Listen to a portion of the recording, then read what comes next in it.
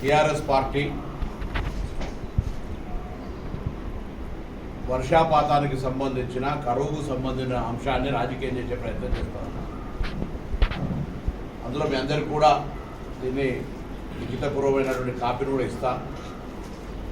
2022 సంవత్సరం లోపల వర్షపాతం ఏంటి, 2023లో డిసెంబర్ కంటే ముందు మీరు అధికారంలో ఉన్ననాడు పడ్డ వర్షపాతం ఏంది, దేని ప్రభావం వల్ల ఈరోజు మార్చిలో ఏప్రిల్లో ఇబ్బంది వస్తూ ఉంది అనే అంశం ప్రజలకు చెప్పాల్సిన అవసరం మా మీద ఉంది. నేను కరువుకు టీఆర్ఎస్ కారణం అంటలే, కరువుకు కాంగ్రెస్ కూడా కారణం కాదు. మేము వచ్చి డిసెంబర్ 3 తర్వాత వర్షాకాలం వర్షాకాలం రాలే. మీ సీజన్లోనే మీ ఉన్న కాలంలోనే వర్షాపాతం తక్కువ కావడం వల్ల ప్రకృతి నేచర్ దాన్ని కూడా రాజకీయం చేసే ప్రయత్నం చేస్తూ ఉన్నారు. ఇది దురదృష్టకరం. అందులో అనుభవం ఉన్నటువంటి మంత్రిగా హరీష్ రావు గారు ఇవాళ మాజీ మంత్రి కాగానే వాస్తవాలకు విరుద్ధంగా మాట్లాడడం అంటే పొరపాటు. దాని తర్వాత వర్షం కూడా ఎప్పుడు మీరు తెలుసు, గతంలో 5-6 సంవత్సరాలకు ఒకసారి ఈ ప్రకృతి పరమైన ఇబ్బంది వస్తుంది.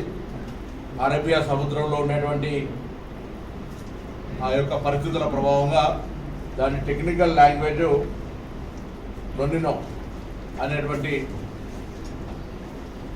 వర్షాపాతానికి సంబంధించిన 4 రోజులనే మొత్తం దానికి సంబంధించిన సంవత్సర వర్షాపాతం పడ్డట్టు కామన్ వర్షపాతం మినిమం వర్షపాతం రీచ్ అవుతుంది.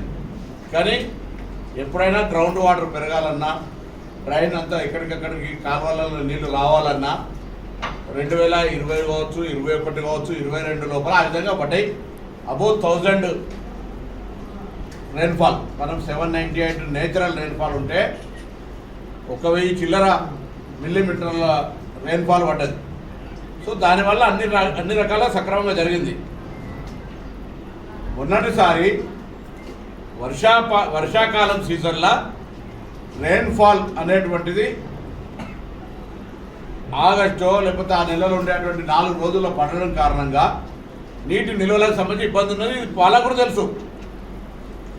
ఇలా ఆ అంశాన్ని వదిలిపెట్టి ప్రాజెక్టుల పేరు మీద ప్రాజెక్టుల ఇవాళ కూడా కాంగ్రెస్ మేనేజ్మెంట్ చేయడం వల్లనే రైతాంగానికి నీళ్ళు ఇవ్వడం కావచ్చు, మొత్తం యావత్ తెలంగాణలో నీటి ఎద్దడికి సంబంధించిన సమస్య ఉన్నా వాస్తవంగా ఇలా మార్చి 27వ తారీఖు, 26వ తారీఖు, 28వ తారీఖు కూడా రాకముందే ఈ విధమైనటువంటి నీటి యొక్క తీవ్రత ఏ విధంగా పెరిగిపోయిందో ఎంట పడుతుందో చూస్తా ఉన్నాం. గతంలో ఇట్లా లేకుండా ఎండ.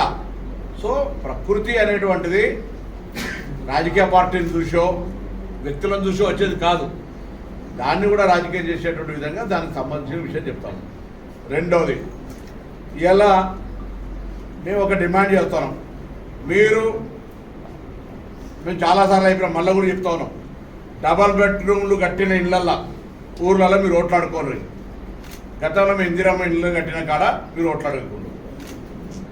ఇలా మీరు అడుగుతున్నారు, రైతు బంధు ఇచ్చిన వాళ్ళను కాంగ్రెస్ ఓట్లాడుకోమంటుంది హరీష్ రావు గారు, రైతు బంధు ఇయ్యని వాళ్ళని వాళ్ళు అడుగుతూ ఉంటారు. ఎస్, 5 ఎకరాల లోపున్న వాళ్ళకు నిన్నటి షెడ్యూల్ ప్రకారంగా అన్ని పైసలు చెప్తున్నాం కదా, మొత్తంగా పైసలు 5 ఎకరాల లోపల వాళ్ళందరికీ వేస్తాం, మిగతా వాళ్ళందరికీ కూడా వేస్తాం. ఇది పరిక్రమణ. మీరు ఆ డేట్స్ కూడా ఇస్తా. టీఆర్ఎస్ ప్రభుత్వంలో రైతు బంధు ప్రారంభమైన నుంచి ఏ డేట్ నుంచి ఏ డేట్ దాకా వాళ్ళు రైతు బంధు ఇచ్చారు, ఇప్పుడు ఎందుకు తొందరపడతా ఉన్నారు? వాళ్ళ పరిస్థితికి అనుగుణంగా, అక్కడ ఉన్నటువంటి పరిస్థితికి అనుగుణంగా ఇచ్చారు. సహకారం అన్ని రకాలు అందించాలని ఆలోచనతో మేము ఉన్నాం. ప్రభుత్వంకి ఎన్ని ఇబ్బందులైనా, ఆర్థికపరమైన సమస్యలున్నా ఈ దేశానికి వెన్నెముకైన రైతాంగానికి సంబంధించి మేము కేంద్రాన్ని, మీరు గతంలో కేంద్రాన్ని సహకారానికి ఈ ఫెడరల్ సిస్టంలో కేంద్రము రాష్ట్రము ప్రజా అవసరాలను తీర్చాల్సిన 2 ప్రభుత్వాలు కలిసి పనిచేయాలి. మీరు కేంద్రంతో సత్సంబంధాలు లేక కేంద్రంలో ప్రధానమంత్రి వస్తే కూడా ముఖ్యమంత్రి కలిసే పరిస్థితి లేదు. మేము తప్పకుండా పన్నులు కడుతున్నాం, మన ప్రజల పన్నులు కేంద్రానికి వాటా. తప్పకుండా అభివృద్ధిలో కూడా కేంద్రం నుంచి వాటా తీసుకుంటాం. మన బాధ్యత, రాష్ట్ర ప్రభుత్వం బాధ్యత. అది దిస్ పాజిటివ్ యాటిట్యూడ్. సానుకూలమైన సత్సంబంధాలు నెలకొల్పాలని. అధికారం పార్టీలతో సంబంధాలే, ప్రధానమంత్రి, ముఖ్యమంత్రి, భారత ప్రభుత్వము, రాష్ట్ర ప్రభుత్వము వ్యక్తులతో ప్రమేయమే. ఇలా ప్రజా అవసరాలకు సంబంధించిన ప్రజా సమస్యల మీద, అది మెట్రో రైలు కావచ్చు, మూసీ కావచ్చు, త్రాగునీరు సమస్య కావచ్చు, ఇలా ఆనాడు మిషన్ భగీరథ, ఇలా మాకు చాలా ఇబ్బందులు అయితే ఉన్నాయి. అధికారుల ఒత్తిడి, ప్రజల ఈ యొక్క అధికారంలో ఉన్న నాయకత్వ ఒత్తిడి మేరకు మొత్తంగా మిషన్ భగీరథ 100% త్రాగునీటి సమస్యలు పరిష్కరించమని కేంద్రాన్ని నివేదిక ఇచ్చినారు. ఇలా మనం నిధులు అడిగితే మీరు 100% స్టాచ్యురేషన్ అయిపోయింది కదా అంటారు. ఊర్లలో పోతే ఎక్కడికక్కడ నీళ్లకు సంబంధించిన సమస్యలు అట్లనే ఉన్నాయి. మిషన్ భగీరథ 100% ఎప్పుడైనా అవుతుందా? ఎప్పుడు కానీ కొత్త గృహాలు అవుతుంటాయి, కాలనీలు పెరుగుతుంటాయి. ఇది ఒక రన్నింగ్ ప్రాసెస్. అది కూడా మినిమం మెన్షన్ చేయలేదు వీళ్ళు. సో అందుకే ఈ ఎండాకాలం కూడా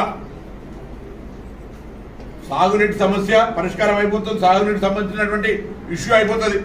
దాని తర్వాత డ్రింకింగ్ వాటర్ కూడా ఎక్కడ ఇబ్బంది లేకుండా అన్ని ప్రాజెక్టులల్లో మినిమం డ్రింకింగ్ వాటర్కి సంబంధించినటువంటి ఏదైతే ఉందో దాన్ని జాగ్రత్తగా కాపాడి మేనేజ్మెంట్ చేసి ప్రభుత్వం రోజు నిరంతరంగా డైలీ ఆర్డబ్ల్యూఎస్ శాఖ, ఇరిగేషన్ శాఖ, రాష్ట్ర ప్రభుత్వం తరఫున అటు మున్సిపల్ అడ్మినిస్ట్రేషన్ కావచ్చు, పంచాయతీరాజ్ వ్యవస్థ అందరూ కూడా కలిసి రోజుగా ప్రభుత్వంలో ఎన్నికల కోడ్ ఉన్నప్పటికీ కూడా చీఫ్ సెక్రటరీ గారి ఆధ్వర్యంలో ఈ కార్యక్రమాన్ని ఎటువంటి ఇబ్బంది రాదు, ఎన్ని పైసలు అయినా మంచిదే అనేటువంటి ఆదేశాలు మా ప్రభుత్వం ఇచ్చింది. ఆ విధంగా ప్రజలకు విజ్ఞప్తి చేస్తూ ఉన్నాం. వాస్తవిక పరిస్థితులలో నీటి యొక్క లభ్యత, వర్షం, రెయిన్ఫాల్ పోయిన సంవత్సరం 23లో టీఆర్ఎస్ అధికారంలో ఉన్ననాడే నేను రాజకీయం మాట్లాడాలంటే మీకు వల్ల ప్రభుత్వం దిగిపోతూ పోతూ కరువునిచ్చిపోయారని చెప్పి నేను అనాలి. కానీ ఇది ప్రకృతి. నాకు కనీస జ్ఞానం ఉంది. ప్రకృతికి ఎవడు కారణం కాదు, అది నేచర్.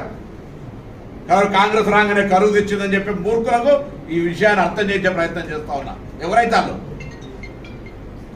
కాబట్టి తప్పకుండా మా యొక్క ప్రభుత్వ శాఖలన్నీ అటు రైతాంగానికి కావచ్చు, ఇటు త్రాగునీటి సమస్య కావచ్చు పరిష్కరించడానికి యుద్ధ ప్రాతిపాదికన పనిచేయడానికి, రెస్పాండ్ కావడానికి సిద్ధంగా ఉన్నాం. రైతాంగానికి నష్టపరిహారానికి సంబంధించిన లెక్కలేసినాం. వాటన్నిటికి సంబంధించి ప్రభుత్వం ఇప్పటికీ ఒక ప్రకటన చేసింది. ఆ ప్రక్రియ కొనసాగుతోంది. రైతులను ఆదుకునే ప్రభుత్వం కాంగ్రెస్ ప్రభుత్వం. మరొకసారి చెప్తా ఉన్నా, తప్పకుండా మీరు అన్న మాట ప్రకారంగా డబుల్ బెడ్రూమ్ ఇల్లు కట్టిన ఇళ్ళలో మీరు ఓట్లాడుకోండి, ఇందిరమ్మ కట్టిన ఊళ్ళలో మేము ఓట్లాడుగుతాం, రైతు బంధు ఇచ్చిన వాళ్ళని మేము ఓట్లాడుతాం, ఇయ్యలో మీరు ఓట్లాడుకోండి. ఇంత ఛాలెంజ్ చేస్తాం. వాళ్ళ పరిస్థితికి అనుగుణంగా, అక్కడ ఉన్నటువంటి పరిస్థితికి అనుగుణంగా ఇచ్చారు. మేమన్నీ వాస్తవాలను కూడా ప్రజలకు చెప్పినాం. రాష్ట్రంలో అధికారంలోకి వచ్చిన నాడు టీఆర్ఎస్ పార్టీ కేసీఆర్ గారి ప్రభుత్వం లోపల అనాలోచితమైన నిర్ణయాలు తీసుకోవడం వల్ల ఒకటేమో రాష్ట్రం అప్రపాయమైంది, రెండవదేమో ఈరోజు పనులు చేయబడి డిఫరెంట్ డిపార్ట్మెంట్లలో అనేకమైనటువంటి విభాగాల్లో పనులు చేసి బిల్లులు అయ్యి టోకెన్లు కూడా ఇచ్చి చిన్న చిన్న కాంట్రాక్టర్లు అంటే 10 లక్షల నుంచి పెట్టుకుంటే 100 కోట్ల దాకా రావాల్సినటువంటి కాంట్రాక్టర్ల సిస్టంలా దాదాపు 40,000 కోట్ల రూపాయలని చెల్లించేటువంటి రుణభారాన్ని కాంగ్రెస్ పార్టీ మీద పెట్టుకునేది ఈ ప్రభుత్వం. బిల్లులు అయ్యి దానికి జవాబు ఇవ్వమని అడుగుతాను. ముందుగా మీరు ప్రభుత్వంలో ఉండి 10 సంవత్సరాలు పరిపాలించి పెద్ద పెద్ద గొప్పలు చెప్పుకొని బ్రహ్మాండం, అద్భుతం అనే మాటలకు పూర్తిగా ప్రతి అంశానికి బ్రహ్మాండం బద్దలైనట్టుగా చెప్పుకున్న మీరు అధికారం దిగిపోయే నాటికి రాష్ట్రంలో 7 లక్షల కోట్ల అప్పుతో పాటుగా 40,000 కోట్ల రూపాయలు బిల్లులైనటువంటి పనులకు నిధులు చెల్లించే పరిస్థితి. ఇలా మేము కొత్త పనులు తీసుకొస్తే సార్ మాకు పాత బిల్లు ఇప్పి అనే కాడికి వచ్చింది. ఇలా అది 1, 2 కాదు, ఈ డిపార్ట్మెంట్ అని కాదు, అన్ని డిపార్ట్మెంట్లల్లో. దాంతో పాటుగా ఆఖరికంటే చెప్తున్నారు కదా, చిన్న పిల్లలకు సంబంధించినటువంటి వాళ్ళ హాస్టల్లో ఉండబడేటువంటి తిరుబండారాలకు సంబంధించిన బిల్లుతో సహా ఉన్నారు. ఇక పోసింది పొడగా అన్నట్టు నాకేం లెక్క అన్నట్టుగా వాళ్ళ అధికారం నుంచి దిగిపోయే ముందు ఎవరేమడుగుతుంది? హుజురాబాద్ ఉప ఎన్నికలతో సహా ఏడ పడతాను ఏ మాట అంటే ఆ మాట ప్రొసీడింగ్ ఇచ్చారు. ఆ ప్రొసీడింగ్ సంఖ్య లెక్క చెప్తే దాదాపు 1,50,000 కోట్ల ప్రొసీడింగ్ ఇచ్చారు. ఆ పనులు చేస్తే మా ప్రభుత్వం ఏం పనిచేయాల్సిన అవసరం లేదు. ఇటువంటి పరిస్థితులల్లా మీరు చూసుకోండి, ఇలా ఈ రాష్ట్రంలో రైతులకు సంబంధించి రైతు బీమా పెట్టకపోవడం కారణంగా రైతులకు నష్టం జరుగుతుంది. పంట బీమా పథకం పెట్టకపోవడం వల్ల మీరు ఎంతసేపు రైతు బీమాను చనిపోయిన వాళ్ళకి సంబంధించిన అంశం మీద మాట్లాడుతారు. ఆ అంశాన్ని నేను ప్రస్తావిస్తలే. యావరేజ్ రోజు 2-3 చనిపోయినటువంటి పరిస్థితుల కారణాలు ఏమైనా వ్యవసాయం అద్భుతం మా అద్భుతం అని చెప్పిన మీరే చెప్తారు. ఇంతమందికి రైతులు చనిపోయిన వాళ్ళకి రైతు బీమా ఇచ్చినామని. మరి ఎందుకు చనిపోయారు? ఇలా రైతు పంటల బీమా పథకం పెట్టున్నట్టయితే ప్రివెన్షన్ ఆఫ్ డెత్, చనిపోకుండా ఆపడానికి వాళ్ళని ఆదుకోవడానికి అవకాశం ఉండే కదా. అందుకు సంబంధించి కాంగ్రెస్ చర్యలు చేపట్టి ఇప్పటికే కేంద్ర వ్యవసాయ శాఖకు సంబంధించి చర్చలు, ఒక అగ్రిమెంట్ ప్రొసీజర్ ఫాలో అవుతా ఉన్నాం కదా 100 రోజుల ప్రభుత్వంలో. రైతులకు సంబంధించినటువంటి ఏ నిర్ణయం, చారిత్రక నిర్ణయం తీసుకున్నా కాంగ్రెస్ పార్టీ తీసుకుంది. అది కొనుగోలు కేంద్రాలు కావచ్చు, మార్కెట్ యార్డులు కావచ్చు, మద్దతు ధర కావచ్చు, రైతులకు సంబంధించినటువంటి ఆనాడు ఆదర్శ రైతులటువంటి చైతన్యపరచడం కావచ్చు, అన్ని రకాలుగా రైతులకు కాంగ్రెస్ పార్టీ సరైన నిర్ణయాలు తీసుకుంది. ఇవాళ మన వర్షాలు పడ్డాయి. ఉదాహరణకి ఈ జిల్లాల చిన్నకోటూరు కావచ్చు, సిద్దిపేట రూరల్ కావచ్చు, లేకపోతే మా దగ్గర పెంచంకి కావచ్చు, వర్షం నష్టం జరిగింది. అంచనాలు వేసినాం, ప్రభుత్వం ప్రకటించింది. అసలు మీరు గతంలో కోర్టు తీర్పిస్తే కూడా 970 కోట్ల రూపాయలు ఇవ్వమని కోర్టు తీర్పిస్తే కూడా మీరు నష్టపరిహారం ఇవ్వలేదు కదా. ఎవరికి జవాబు చెప్తారు? ముందు మీరు ఎక్కడో విహారయాత్రలకు పోయి పంట పొలాలను సందర్శించినట్టు చేసుకుని పోవడం కాదు కదా. నిజంగా మీకు రైతులకు చిత్తశుద్ధి ఉంటే రైతుల మీద మీకు రైతులకు సంబంధించిన చిత్తశుద్ధి ఉంటే మేము రండి రైతులకు ఏం చేసినామో చెప్తాం. ఇలా వాస్తవాన్ని ఏ విధంగా రైతాంగానికి సహకారం అన్ని రకాలు అందించాలని ఆలోచనతో మేము ఉన్నాం.